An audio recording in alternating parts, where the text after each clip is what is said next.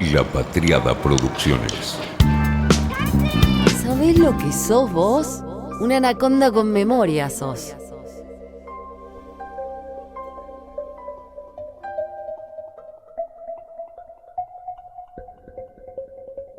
Tengo 51 años, soy una persona criada a base de Mujer Maravilla, Hombre Nuclear, Mujer Biónica, Piluso, Domingos para la Juventud, El Gran Chaparral, Narciso Ibáñez Menta, los sábados a la noche con mi abuela, que me daba miedo.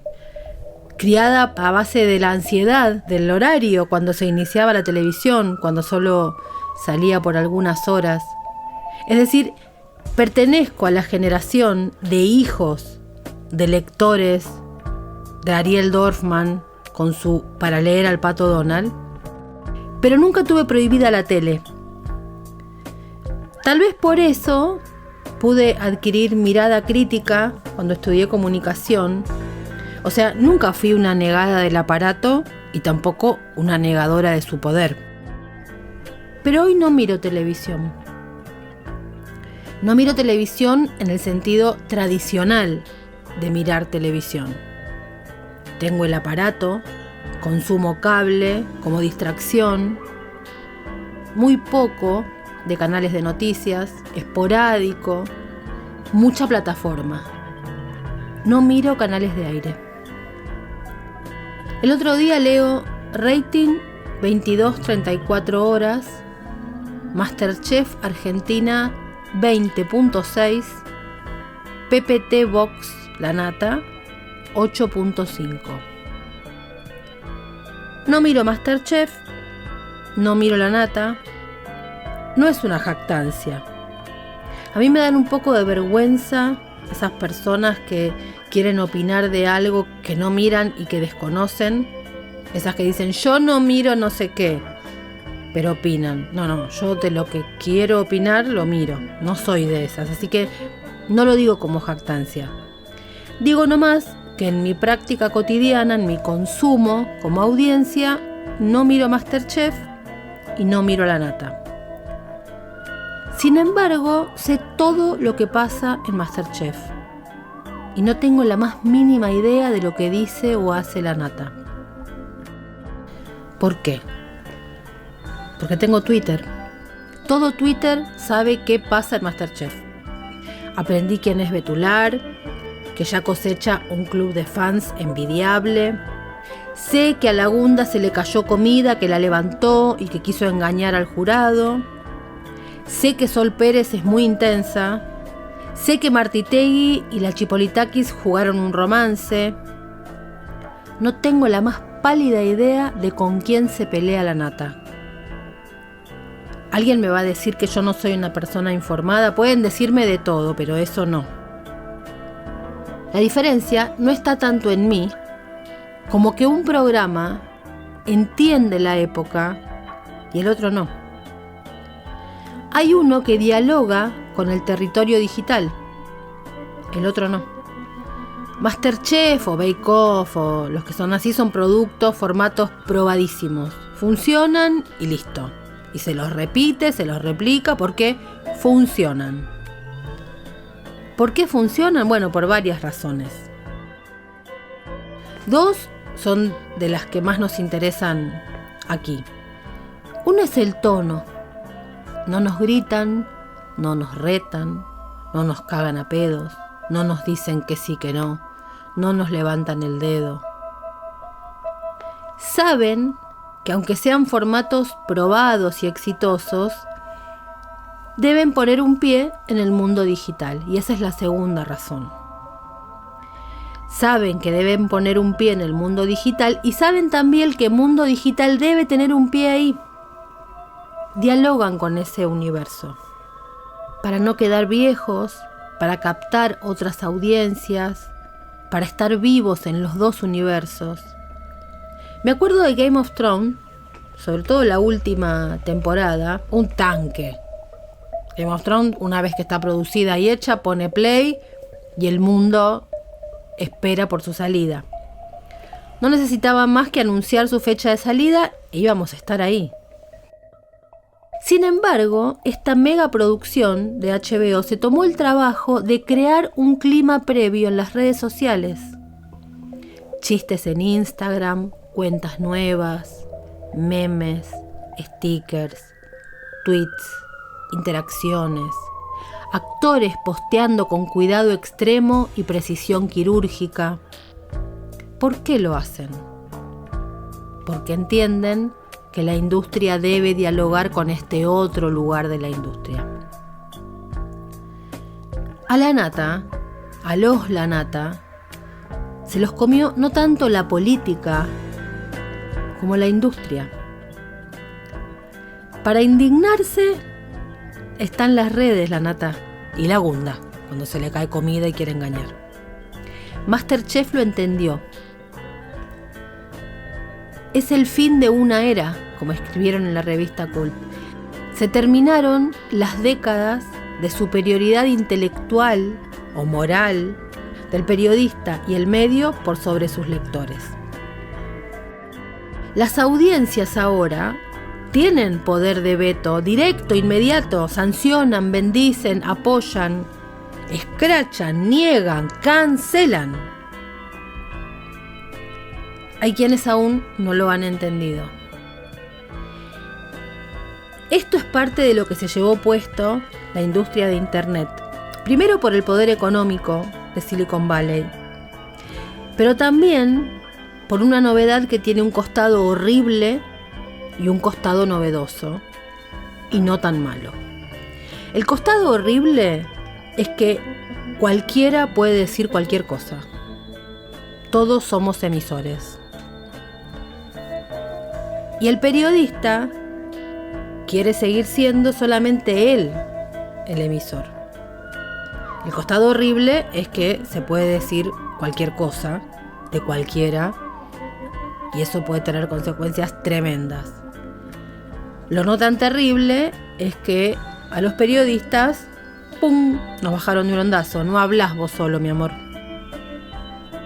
Hay algunas personas, formatos, profesionales que tienen un problema con su propio tiempo, con su propio contexto. El que cualquiera pueda hablar mató a la cita de autoridad, y eso es un enorme problema para la democracia. Lo que trajo de positivo es que los periodistas ya no somos, como quieran, los fiscales que tienen la primera y la última palabra. Emisores somos todos. Y hay algunos formatos, medios, personas, periodistas, programas, que se quedan atrás. Quizá por la propia soberbia de la fascinación de su propio formato. Hay algunos que no pueden dialogar con un soporte que no sea el que les es propio. Están encerrados en su propia lógica o en sus propios medios. A este tipo de formatos o al propio La Nata no se lo llevan puestos Alberto y Cristina. No tiene que ver con lo partidario. Tiene que ver con la industria. Él parece pertenecer a la parte de la televisión que está casi muerta. La televisión no está muerta, para nada, y creo que nunca va a morir. De hecho, sigue viviendo la que dialoga con los otros formatos, pero hay una parte de la televisión que está muerta. Y dialogar, ojo, no es meter un trending topic con un hashtag que elijan. Eso lo hacen 1200 tweets, no es nada. Dialogar con el mundo digital es generar conversaciones en y con el mundo digital. Es facilísimo hablar de televisión. Sobran los analistas de la televisión, sobre todo no habiéndola hecho. De esos hay para hacer dulce. Lo difícil es hacer la televisión y poder analizarla y tomarle la temperatura. Si hay alguien que ha sabido hacerla, que ha sabido tener una antena para cómo hacer televisión, es Marcos Gorbán. Y lo fuimos a consultar. Lo que hay que empezar a atender, más que a entender, es a aprender, porque se trata de un proceso de aprendizaje, es que nosotros primero estamos parados en esta crisis. Esta crisis que es una crisis de transformación, algo viejo que está dejando de existir y algo nuevo que está empezando a existir, y en el medio coexisten. Ahora, lo que está muriendo no es la tele, es de pronto determinada manera de producir o consumir contenidos en la tele, que migran a las plataformas. Y esto hace no que la tele muera, sino que la tele se obligue a repensarse. Hoy la televisión te tiene que dar, y va a empezar a darte, cada vez te da más en todo el mundo, elementos, mensajes, contenidos que no te puede dar la plataforma. ¿Hace frío o hace calor? ¿Hay piquete o no hay piquete? ¿Llueve? ¿No llueve? ¿Vuelan los aviones? ¿Cuáles son las últimas cifras de vacunación? La plataforma no está por ese lado. Por otro lado, ¿quién va a ganar MasterChef? ¿Quién va a ganar la final de Gran Hermano? ¿Votaste? ¿No votaste? ¿Qué pasó hoy? ¿Qué va a pasar mañana? La plataforma no te lo puede dar tampoco. Ese vivir el programa de entretenimientos, ese sentir el día a día del programa de entretenimientos, esa compañía que te la hace la televisión, la plataforma no te la da. Ahora, sí hay que empezar a aprender desde un lugar, primero, de observar, de comprender, de mirar a otros países, de mirar qué pasa alrededor nuestro, de enterarnos que no somos los únicos, y empezar a entender que hay un fenómeno que es mucho más profundo, que es el fenómeno digital, donde el público es prosumidor, es productor de contenidos, es productor también de modos de producir contenidos. Ser digital no es poner un zócalo en la televisión con un Twitter, mándame tu Twitter o tu hashtag para ver si pongo un trending topic. Ese es el modelo antiguo de comunicación, donde la televisión o el periodista o el productor sigue siendo emisor y cree que los demás, las ovejas, responden a su manada o a su mensaje y entonces logramos un trending topic. Que quizás es para putearte, porque pones un hashtag y yo te recontraputeo 1200 veces y sos trending topic, pero para mal. Entonces, no es pensar la comunicación como algo para denostar, es algo para comprender, para aprender en el fenómeno, primero multidimensional y multidireccional de lo digital, donde vos con tus consumos creas un algoritmo, donde vos con tus votos decidís, donde con tu zapping marcas hoy opinión. Y todavía una industria que tiene la vieja mentalidad del emisor, del broadcaster, del que emite, de la palabra autorizada, del que se sienta y se ve iluminado por tantos reflectores, que cree que esa luz le es propia y que cree que al sentarse emite una opinión y esa opinión tiene autoridad. El mundo moderno, es horrible la palabra moderno, no hay nada más antiguo que la palabra moderno. El mundo actual, el mundo que estamos viviendo, nos muestra un montón de revueltas sociales que partieron de un mensaje optimista de un emisor desinformado. La crisis o la caída de la Rúa comenzó con un mensaje de la Rúa diciendo que la crisis había sido superada, o que se estaba superando, o que estaba todo mejor. Pasó también en Medio Oriente. Entonces, se empieza a discutir ya la omnipotencia de los comunicadores, que en realidad no son comunicadores, sino que son emisores. Pero creo que todo es relativo, todo es ambiguo, todo está en proceso de transformación, todo es una pastilla efervescente en un vaso de agua. No tenemos idea cómo vamos a salir de acá a los próximos 3, 4 años. Sí que va a ser la oportunidad de la gente que tiene ganas de aprender, de crecer y que tiene más preguntas que respuestas. Creo que lo que se está terminando es el mundo lleno de respuestas, tanto en los medios de comunicación como en la política, como en la sociedad en general. Dialogar con el otro universo, entonces, es saber que del otro lado va a haber audiencias que luego serán generadoras de contenidos. Si yo puedo intervenir y generar un contenido que luego sea un contenido generado, gol. MasterChef entiende, juega y permite ser stickereado con un personaje en particular, Damián Betular.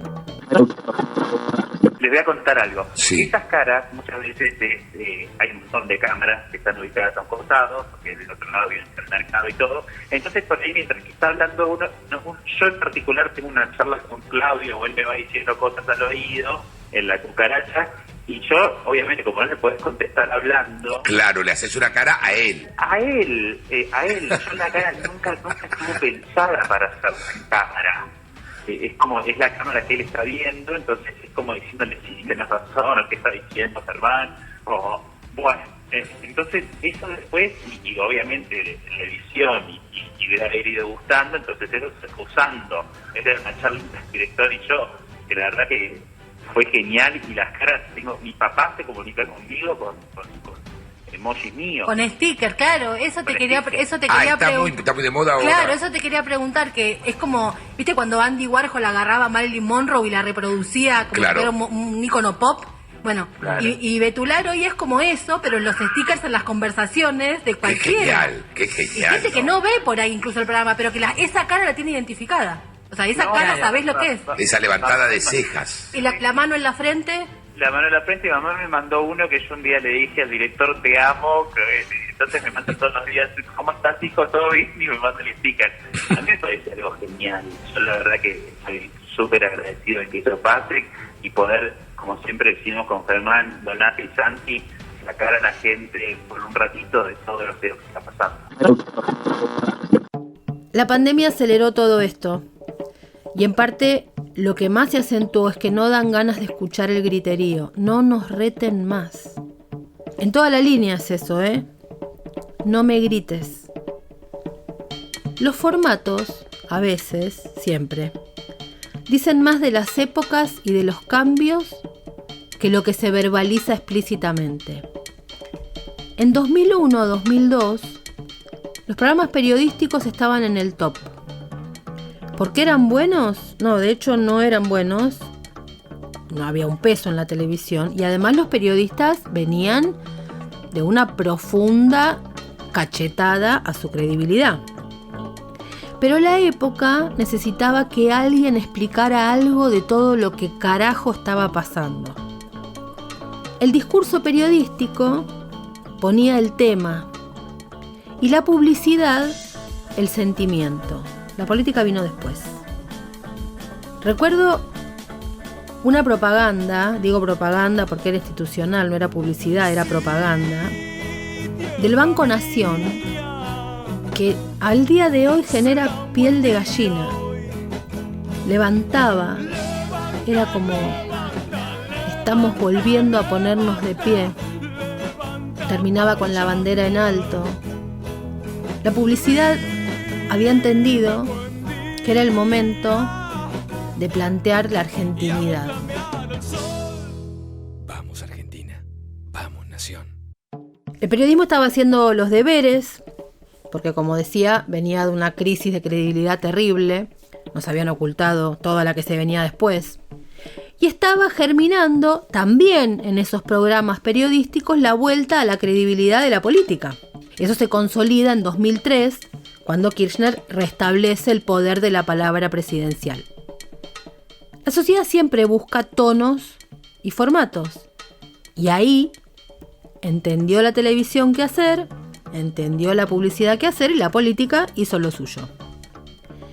En 2013, me acuerdo, que tuve 2012-2013, tuve una discusión con la producción del programa en el que trabajaba, porque yo veía que el programa y la política también de ese momento discutían de lleno con un programa como el de La Nata. Para mí era un error. Los medios atacan, siempre me gusta decir lo mismo, con cuchillo o con piedra a pómez. O sea, van con el filo y te clavan en el estómago o te van esmerilando. La Nata es de los que atacan con cuchillo. La Larga, por supuesto que también esmerila, pero es el corte en el medio del estómago. La política, para ese momento, ya había demostrado que nadie le ganaba en argumentación.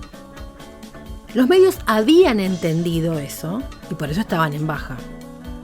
Entonces, el discurso periodístico dominante, el no La Nata, que estaba encaprichado en quedarse ahí también, el otro, se fue alejando de la idea de discutir con algún tipo de argumentación. Se fue alejando del ataque con cuchillo. Y comenzó a esmerilar. ¿Con qué? Con ruido. Gritos, ruido, intratables. ¿Qué decían? No importa. Metían ruido. Mierda para todos lados. Estaban haciendo el macrismo. Cacerolazos, ruidos, no argumentos, discurso enloquecedor. Estaban haciendo el macrismo. Yo lo que proponía, me acuerdo en esa discusión, era que había que dejar de discutir con el ataque directo. Había que atender el formato. Aquella discusión la perdí, creo que lamentablemente, porque me parece que un poco tuve razón. ¿A quién le hablan? Me acuerdo que en la facultad nos enseñaban a construir imaginariamente un destinatario, a tenerlo muy definido con la mayor precisión posible para que nuestro mensaje fuese también lo más preciso posible, construir casi como si fuera una persona con todas las características posibles que era a quien le estábamos hablando. ¿A quién le hablan? ¿Saben a quién le hablan? Hoy a veces pareciera que algunos deberían preguntarse: ¿Is there anybody out there? Porque parecen hablarse a sí mismos y a personas que ahí no están más. Bernarda Llorente y Claudio Villarruel dirigieron el canal más exitoso de la televisión de aire argentina en el momento más exitoso de la televisión de aire argentina, Telefe. Nos hemos hecho amigotes y cada tanto cuando nos encontramos me encanta hablar con ellos de la industria de la televisión, de lo que pasa con las plataformas. Saben muchísimo, están pensando, tienen como la cabeza ya con la antena preparada para pensar estos temas. Así que obviamente los consulté a Bernarda Llorente y a Claudio Villarruel. La televisión, concebida en términos más tradicionales, tanto la televisión generalista como incluso muchas señales de cable, vieron en el avance de las nuevas tecnologías una especie de amenaza sobre su propio territorio, básicamente por un desconocimiento de lo que podían implicar las nuevas plataformas y el desconocimiento para ser utilizadas como nuevas cajas de resonancia. Después de muchos años de este largo proceso, hoy algunos modelos de televisión se dan cuenta que frente a la pérdida de audiencia, que ha sido por goteo pero sistemática en esta década, la televisión necesita abrirse a nuevos lenguajes y recuperar un público que se ha ido, básicamente el público adolescente y el público más joven. Creo que el error básico parte de concebir a la televisión como se la concebía la televisión hace 10 o 20 años atrás. La televisión abierta, a la que me refiero, es hoy en día una aplicación más, es un soporte más. Por lo tanto, es parte de la comunidad de redes. En ese sentido, también las comunidades y cada soporte genera su propio lenguaje. Por eso es tan difícil a veces hacer entrar dentro de las redes más modernas, como puede ser TikTok, Facebook, Instagram, Twitter, todo el concepto, toda la concepción de la generación de contenidos que tiene y tenía la televisión abierta, porque es totalmente diferente. En la televisión abierta están quedando, si analizamos las audiencias, están quedando las personas de 50, mayores de 50, específicamente mujeres, y algún poquito queda en los canales de cable donde pasan la televisión en vivo de noticias y de deportes en los hombres. Hoy es al revés. Yo creo que si las redes no rescatan a la televisión abierta va a tender a desaparecer y a convertirse en programas de paneles con gente opinando de cualquier cosa, como viene pasando hace 10 años. Pienso que la televisión abierta ya es una aplicación más dentro de lo que podría llamarse el Smart TV o la pantalla inteligente. Por eso los niveles de audiencia de la televisión han bajado tanto. Y hay otro concepto, y hay una nueva generación de pibes que van desde los 7, 8 años hasta los 20, que ya tienen otra forma de entender, de recibir la comunicación, los contenidos que salen a partir de las redes. Por lo tanto, hay una forma de receptor mucho más activo donde ya se ha transformado en programador. Hay un cargo que desapareció en la televisión abierta que se llama el de programador. Programador desapareció cuando vos podías, a partir de tu módem, manejar los contenidos o grabarlos y verlos cuando vos quieras, y después está desapareciendo también el concepto, en la televisión abierta me refiero, no a las redes ni a los streamings, el concepto de generador de contenidos, porque hoy en día tenés millones y millones y millones de generadores de contenido con un teléfono en la mano, sean niños, sean grandes, sean jóvenes, por lo tanto es un desafío muy grande para la televisión, que no tiene ni los recursos humanos, ni los recursos económicos. Por eso la televisión hoy en día está tan pauperizada en términos de producción de contenidos. Hoy es mucho más fácil, con la publicidad que se reparte en los canales de televisión, poner a 5, 6 opinando de un tema, termina el programa 5 o 6 opinando de otro tema, y si vos haces zapping por los canales de televisión te vas a dar cuenta que ya no existe el perfil que tenían antes, pero no es por una cuestión de que está mal hecho o porque no invierten, sino porque le pasó el tren de la historia digital por arriba. Por lo tanto, lo que siento que la televisión está sobreviviendo hace muchos años, y la única forma que tiene de sobrevivir es de esa manera. Y ya la gente se acostumbró a que la televisión le da ese tipo de contenido. Es fundamental que las redes rescaten a la televisión. ¿Por qué? Más en términos sociales, la televisión sigue siendo una gran caja de resonancia para las audiencias mayores, de 50, 55, 60. Ahora la brecha creció más por la longevidad, por lo tanto yo creo que las redes tienen que salvar a la televisión. Y muchas veces la televisión se ha transformado en las redes, se ha transformado en el hazmerreír de las redes. Es un gran productor de contenidos a través del absurdo de la realidad misma. El ejemplo contrario es La Nata, un formato periodístico al cual no se le agrega nada. El formato clásico, recurriendo a fórmulas muy gastadas, porque ni siquiera hay innovación en términos de lenguaje periodístico o en términos de relato. Para este podcast conversé con varias cabezas de la televisión de hoy y de ayer. Y uno me dijo algo de una brutalidad tan cruel como real. Dijo, no es que nuestros espectadores nos dejen porque eligen otro canal. Nos dejan porque se van muriendo. Y el público de la TV, de nuestra televisión, de nuestro canal, decía él, no se renueva porque los más jóvenes no están mirando televisión. Como si trabajaran para mí, esta semana se dio a conocer el nuevo informe anual que realizan Reuters y la Universidad de Oxford. Un material del que quienes me conocen y escuchan lo que hago, les gusta y demás, y los oyentes de Anaconda con Memoria, ya tienen referencia porque lo hemos citado bastantes veces acá. En el Anaconda 20, cuando hablamos del mundo gamer, o en el número 24 sobre cómo narrar, mencionamos estos informes. Este informe es un estudio que hacen Reuters y la Universidad de Oxford, como decíamos, que indaga sobre dónde y cómo se informa hoy el mundo.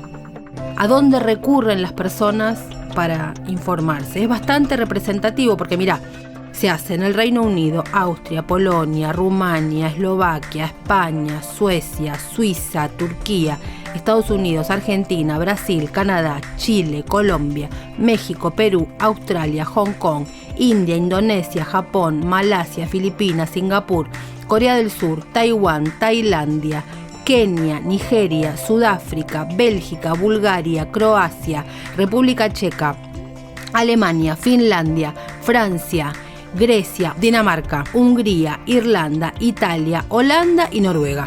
Los datos ya son brutales para quienes aún no se hayan dado cuenta del cambio. A otros nos confirman lo que veíamos, sospechábamos, olíamos, sabíamos, anunciábamos. Amigos, estamos siliconizadísimos. We have a winner, y está en California. Es impresionante. Este análisis va del 2017 a 2021, año a año, como hacen siempre, y en esta oportunidad este paquete de tiempo, del 2017 al 2021. En el 2017 la televisión ya venía en baja, pero todavía 81% de las personas consultadas respondía que era su segundo medio de información luego de los diarios online, más las redes sociales que juntas medían 92%. Ya era un dato para prestar atención, pero la tele, como suele ser bastante soberbia y bastante jactada de sí misma, no le dio mucha importancia. Hoy, la televisión dejó el segundo lugar para pasar a ocupar el tercero. 64% se informa con la televisión, pero 66% ya con las redes sociales. También ha bajado la cantidad de personas que buscan en general información. Aquel 92% que buscaba información en redes y medios online en 2017, hoy ha pasado a ser 83%. Ni hablemos de la prensa escrita, que de un 45% como fuente de información en aquel 2017, hoy llega apenas a un 20%. No llama la atención tampoco. El New York Times es de los pocos diarios que pueden darse el lujo de ser solo por suscripción. Sin embargo, de sus entradas, solo el 20% es directa. El resto, el 80%, es vía Google. Por eso, cuando algunos medios que entienden lo que pasa dicen "mi primer lector es Google", están hablando de cómo hacer para estar más arriba en el buscador. Porque por ahí entran los lectores, la mayoría de los lectores, y obvio, la ganancia. La pelea de Google que se viene es por la nube. Le quiere salir a disputar a Amazon. Y también quiere convertirse en servidor de servidores. Lo que contábamos de Fastly, que se cayó la BBC, el New York Times, ¿te acordás? En el Anaconda con memoria pasado. Bueno, quiere venir a hacer eso, quiere ser servidor de servidores. Esta es la pelea de fondo que se viene. Como lo que se está discutiendo en Estados Unidos, right now. En el Congreso de Estados Unidos, todos comunistas, ¿viste? Publicó el New York Times que los políticos de Capitol Hill se han quejado durante años sobre el poder y la influencia de las empresas tecnológicas más grandes del país. Pero tomaron poca acción para igualar su retórica. Claro, los diarios salen cada vez que pueden, ¡pum!, a darle donde pueden a Silicon Valley. Eso comenzó a cambiar el miércoles, dice el New York Times, cuando los legisladores de la Cámara de Representantes votaron por primera vez sobre un conjunto de proyectos de ley que están destinados a debilitar el dominio de las grandes tecnológicas. Los proyectos de ley, 6 en total, aumentarían el volumen de las agencias antimonopolio, dificultarían la adquisición de rivales potenciales y evitarían que las plataformas vendan o promocionen sus propios productos para poner en desventaja a los competidores. O sea, romper todo lo que es la concentración vertical. Los votos de los miembros del Comité Judicial para promover algunos de los proyectos de ley mostraron el creciente acuerdo bipartidista para enfrentar a las empresas de tecnología. Un puñado de republicanos se unió al amplio apoyo de los demócratas a los proyectos de ley. Están juntitos en esto. Acá no se separan. Lo importante es que de esta discusión a esas grandotas o las regula Estados Unidos o cotillón, porque como dice Snowden, Internet es Estados Unidos.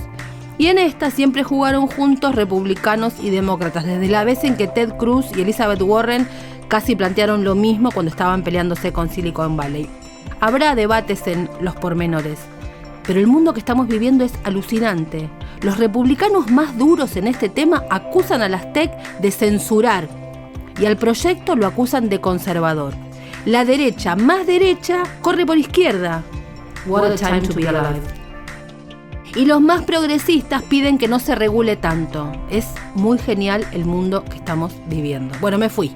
Estoy haciendo 2 podcasts en uno. La reina del ventanismo soy, otra que Windows, todo el tiempo abriendo ventanitas. Bueno, volvamos. Estábamos en el informe de Reuters. Lo que me interesó de aquello es que el poder ese es fenomenal. Toda la política de Estados Unidos está pensando cómo ponerle cascabel a ese gato, obviamente, y los medios también, porque saben que el poder económico y de información está ahí. ¿Y dónde se ve todo eso? ¿En qué dispositivo? En el teléfono. Todo sucede en el teléfono. 76% de las personas consultadas por este informe de Reuters y de Oxford mira todo en el teléfono, en la palma de su mano. Obviamente, ¿para qué va a mirar la tele si lo tiene literalmente al alcance de la mano? Algo interesantísimo es que se preguntó cómo utilizan las redes sociales para búsqueda de información, además de otra cosa. 56% va a Facebook a buscar información. 80% después dice que es para cualquier cosa, pero 56% va a buscar información a Facebook, 36% va a buscar información a WhatsApp, 25% a Instagram, 24% a YouTube, 12% a Twitter y un 7% incluso en el Messenger de Facebook. Eso es fuente de información.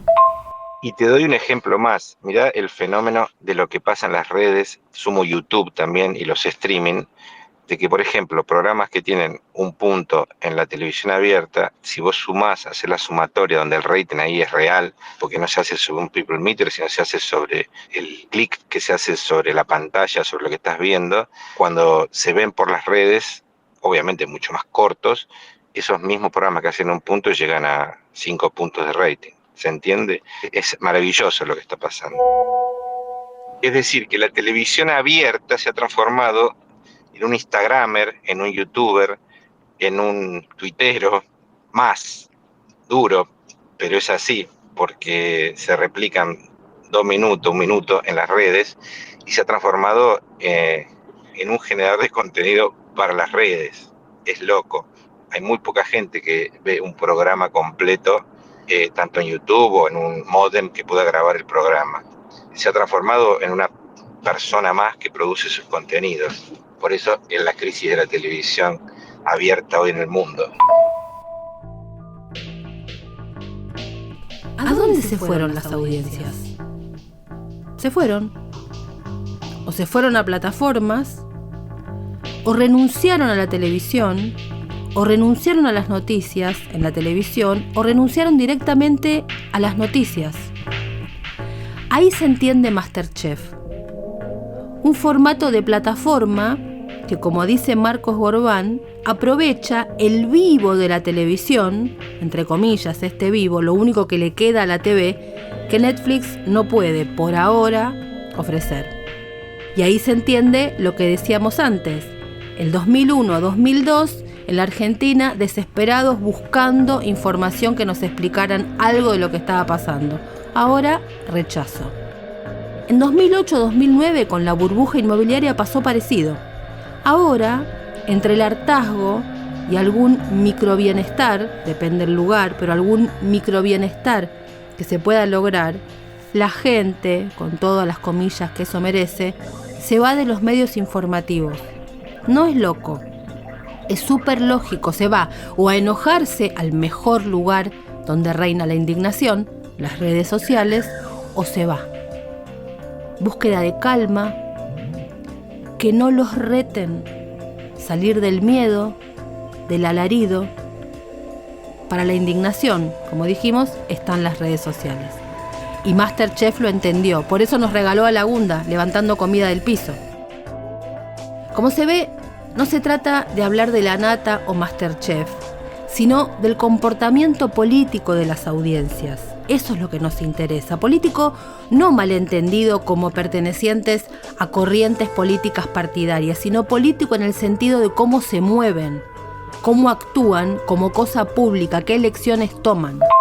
El mundo digital empuja a la televisión a dejar de ser una caricatura de sí misma y recrearse y buscar nuevas formas, nuevos modelos, nuevos lenguajes, nuevos diálogos para poder atraer a las audiencias más jóvenes. Cuando uno ve los streaming, no es que no haya un público ávido de ver contenidos audiovisuales. De hecho, ha aumentado muchísimo la cantidad de horas que cada uno de nosotras y nosotros pasa frente a distintas pantallas, sino lo que se busca sobre todo es la novedad y otro tipo de interacciones.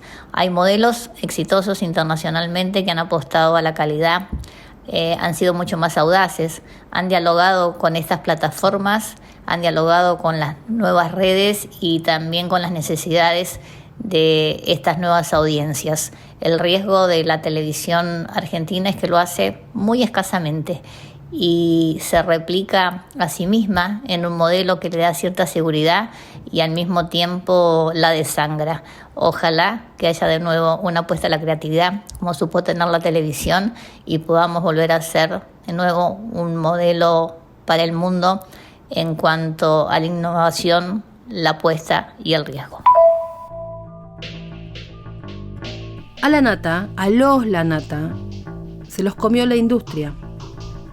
No a él, que no nos interesa, sino al estereotipo de la televisión soberbia que no entiende y no quiere ver que existe cada día menos. Los hallazgos de este año muestran cómo, en todo caso, la pandemia del coronavirus ha exacerbado muchas de las tendencias a largo plazo que hemos documentado durante la última década, especialmente el cambio a un entorno de medios más digital, móvil y dominado por las plataformas. Los acontecimientos de este año ejercen una mayor presión sobre los modelos de negocio de muchos medios tradicionales, pero también han recordado, al menos una parte del público, ha recordado la importancia y el valor de las noticias confiables, de organizaciones de noticias independientes.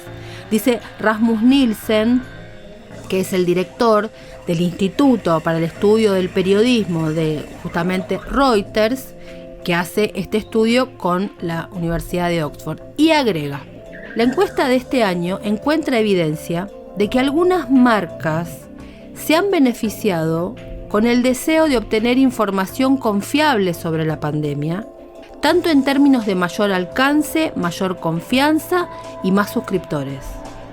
Si bien los efectos son desiguales, no se aplican a todas las marcas de medios ni a todos los países, y es posible que no duren una vez finalizada la crisis. Quiere decir que incluso esta medición, cuando la veamos cuando pase la pandemia, quizás encontremos a los medios menos consultados aún. Dice el informe que estos son resultados positivos desde el punto de vista de los editores. Pero agrega: nuestro análisis también muestra cómo el papel de diferentes plataformas está evolucionando.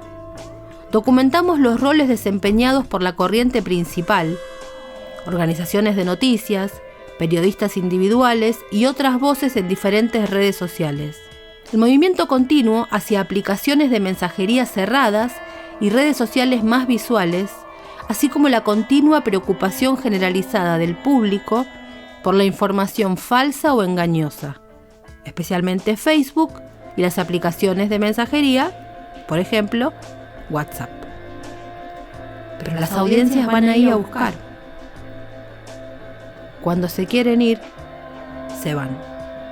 Mira lo que agrega el informe. Mientras que la gente todavía piensa en los periódicos como mejor destino para la política local, en otras áreas, buscadores, Internet, los mercados o las redes sociales ahora se consideran mejores o más convenientes.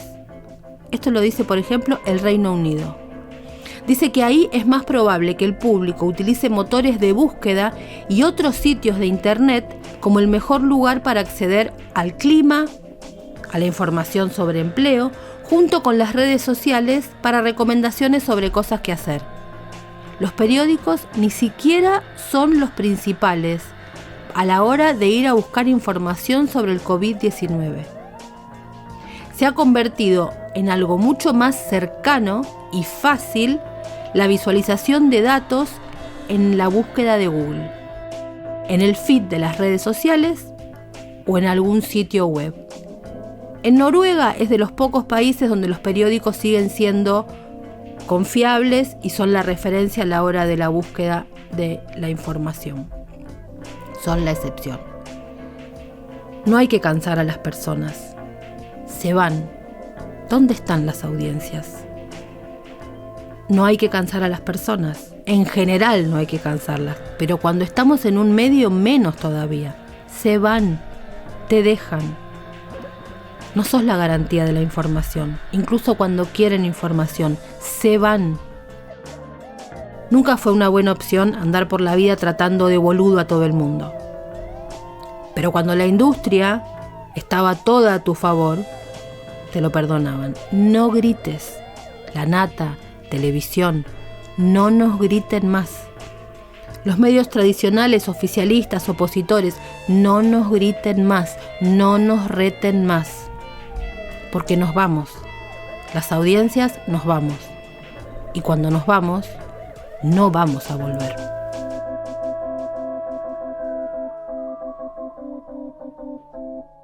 fue una realización de La Patriada Producciones.